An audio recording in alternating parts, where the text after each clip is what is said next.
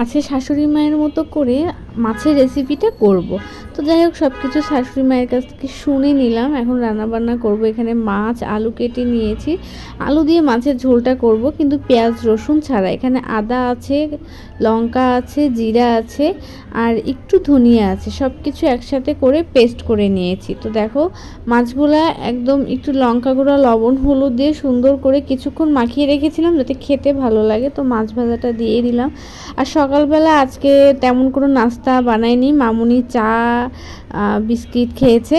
আর আমরা হচ্ছে কালকে রাতে খিচুড়ি রান্না করেছিলাম, সেই খিচুড়ি একটু ছিল, সেটাই সুন্দর করে আমের আচার দিয়ে এগুলো দিয়ে খুব সুন্দর করে মাখানো হয়েছে। তো সেটাই সবাই খেয়েছি। আর মামুনি খায়নি, রিদ্ধি নুডলস খেয়েছে। এই তো তারপরে চা খেয়ে একটু গল্পগুজব করে তারপরে শুধু মাছের ঝোলটা রান্না করতে আসলাম। তো দেখো এখানে হচ্ছে মাছ ভাজা হয়ে গিয়েছে, সব কিছু সুন্দর করে তুলে নিচ্ছে। আজকে হচ্ছে মঙ্গলবার। তো যাই হোক একটু বাইরে বের হতে চেয়েছিলাম, ভেবেছিলাম যে একটু সবাই মিলে ঘুরতে যাব, কিন্তু দেশের যে পরিস্থিতি সেখানে ঘুরতে যাওয়ার কথাটা ভাবাও উচিত না। আর ঢাকার অবস্থা খুবই খারাপ, এই কারণে তো কোথাও যাওয়াও হবে না। তো দেখো এখানে হচ্ছে মাছ, আরও কিছু মাছ ছিল সেগুলোও দিয়ে দিলাম, সুন্দর করে ভেজে নিচ্ছি। আমি একদম 2 বেলার জন্য একবারে রান্না করে নিচ্ছি মাছ। তারপরে মাছটা ভাজা উঠিয়ে রেখে ফোড়নে দিয়ে দিলাম লঙ্কা আর হচ্ছে জিরা ফোড়ন দিয়ে খুব সুন্দর করে মানে মশলাটা দিয়ে দেবো। মশলাটা কষিয়ে নেব, কষিয়ে আর আমি কিন্তু আলুটাও ভেজে নিয়েছি। সুন্দর করে আলুটা ভেজে নিতে হবে। তো মশলাটা যত বেশি কষাবো তত খেতে ভালো লাগবে। তো দেখো তেল কিছুটা আমি উঠিয়ে রেখেছিলাম, কারণ মাছ ভাজা একটু তেল বেশি লেগেছে, অতটা তেল দেওয়া যাবে না। তো এখানে দেখো হলুদ দিয়ে দিলাম, লবণ দিয়ে দিলাম, আর সব মশলা তো এখানেই ছিল, সব দিয়ে সুন্দর করে কষাবো। তারপর ভেজে রাখা আলু দিয়ে দিলে রান্না করতে সময় লাগে না। এভাবে রান্না করলে তরকারির স্বাদ অনেক সুন্দর হয়। তোমরা পেঁয়াজ রসুন ছাড়াও এভাবে কিন্তু মাছের ঝোলটা করতে পারো। তো দেখো এখানে আমার আলু আর মাছটা বললামই তো ভেজে রেখেছি। এখন মশলাটা মোটামুটি কষানো হয়ে গেলে ভেজে রাখা আলুটা দিয়ে মশলার সাথে আলুটা আর একটু সুন্দরভাবে কষিয়ে নেব। আলুটা বেশ মানে একদমই প্রায় রান্না হয়ে যাবে।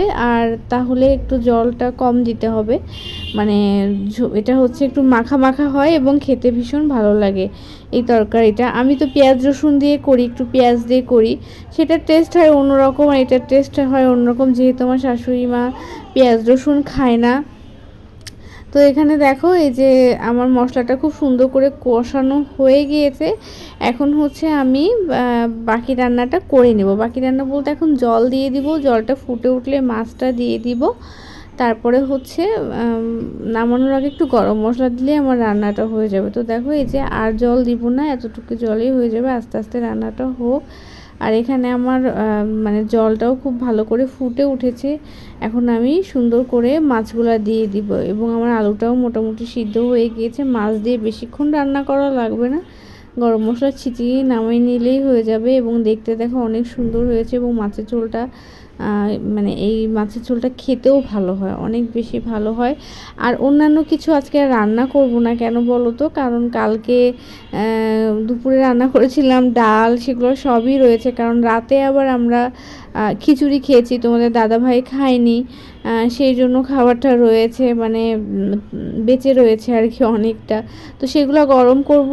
আর হচ্ছে মাছের ঝোল, সাথে হচ্ছে আলুর পাঁপড় ভেজেছিলাম। তো দেখো এখানে গরম মশলাটা দিয়ে দিলাম। আমার একদম সুন্দর রান্না হয়ে গিয়েছে আমার মাছের ঝোল।